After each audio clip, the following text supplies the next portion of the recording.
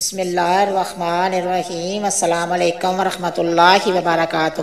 کم علمی کی وجہ سے لوگ جنبی حالت میں خود کو، اپنے کپڑوں کو، اپنے بستر کو ناپاک سمجھتے ہیں اور کھانے کو، کام کاج کو ہاتھ نہیں لگاتے جب تک کہ غسل نہ کر لیں، اور خواتین بھی بچوں وغیرہ کو دودھ پلانا، کھانے کو ہاتھ لگانا گناہ سمجھتی ہیں، یہ سوچ کر کہ وہ ناپاک ہیں، اور کچھ عورتیں سمجھتی ہیں کہ غسل کے بنا آٹا گوندنے سے بے برکتی ہوگی، حالانکہ شریعت محمد اس حالت کو رد کرتی ہے۔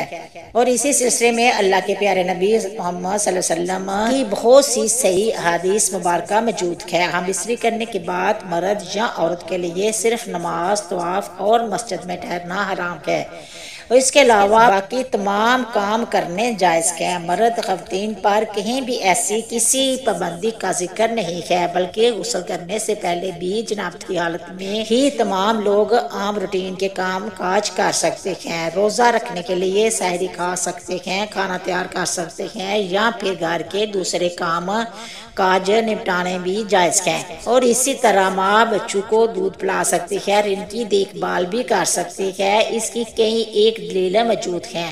حضرت حذیفہ رضی اللہ تعالیٰ عنہ بیان فرماتے ہیں کہ نبی کریم صلی اللہ علیہ وسلم ان سے ملے تو آپ مسافر کے لیے ہاتھ پھیلاتے ہوئے ان کی طرف بڑھے۔ حذیفہ نے کہا کہ میں بھی ہوں۔ اس پر آپ صلی اللہ علیہ وسلم نے فرمایا مسلمان نجس نہیں ہوتا۔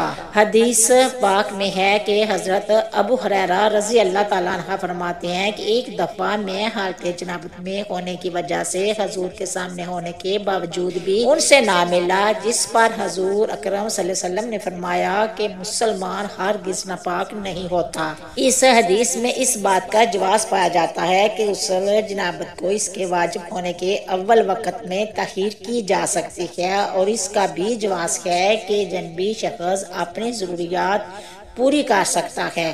حضرت امیر المومنین حضرت عائشہ صدیقہ رضی اللہ تعالیٰ عنہ کہتی ہے کہ رسول پاک صلی اللہ علیہ وسلم جنبی ہوتے اور پانی چھوئے بغیر سو جاتے، پھر اس کے بعد اٹھتے اور غسل فرماتے۔ کسی نے حضرت عائشہ صدیقہ رضی اللہ تعالیٰ عنہ سے سوال کیا کہ اے عائشہ رضی اللہ تعالیٰ عنہ، حضرت محمد صلی اللہ علیہ وسلم ہم طریقہ کے نہا لیا کرتے تھے یا ویسے ہی سو جایا کرتے تھے؟ حضرت عائشہ صدیقہ رضی اللہ تعالیٰ عنہ فرماتی ہے کہ نبی کریم صلی اللہ علیہ وسلم ہم استری کر کے ویسے ہی سو جایا کرتے تھے۔ جب مؤذن اذان فجر کی اذان دینے کے لیے آتا تھا تو حضرت محمد صلی اللہ علیہ وسلم غسل کر کے جسم کو خشک کرنے کے بغیر ہی مسجد میں تشریف لے جاتے اور نماز فجر کی جماعت کرواتے، اور میں گھر میں آپ صلی اللہ علیہ وسلم کی آواز سنتی تھی۔ پھر آپ صلی اللہ علیہ وسلم روزہ رکھ لیتے تھے۔ کسی نے عمر رضی اللہ تعالیٰ عنہ سے پوچھا کہ کیا یہ روزوں کے مہینے میں ہی ایسا ہی ہوتا تھا کہ عام معمول میں یہی ہوا کرتا؟ حضرت عمر رضی اللہ تعالیٰ عنہ نے فرمایا روزوں کے علاوہ بھی ایسا ہی ہوا کرتا تھا۔ حضرت عائشہ رضی اللہ تعالیٰ عنہ جنابت کی حالت میں جب سونا چاہتے تو آپ صلی اللہ علیہ وسلم اپنی شرمگاہ کو دھوتے اور نماز جیسا وضو کرتے۔ ناظرین گرامی، افضل یہی ہے کہ جنابت کے بعد جتنی جلدی ہو غسل کر لیا جائے، کیونکہ ایسا نہ ہو کہ غسل کرنا بھول ہی نہ جائے۔ کھانے پینے، سونے اور عورتیں بچوں کو دودھ پلانے سے پہلے جنابت کی حالت میں وضو کر لے تو یہ افضل ہے۔ ناظرین گرامی، یاد رہے کہ یہ وضو کرنا بھی واجب نہیں، لیکن وضو کرنا اور چرمگاہ کو دھو لینا مستحب ہے۔ حضرت عائشہ رضی اللہ تعالیٰ عنہ بیان فرماتی ہے کہ نبی کریم صلی اللہ علیہ وسلم اگر جنبی حالت میں کھانا یا سونا چاہتے تو نماز کے وضو کی طرح وضو کرتے تھے۔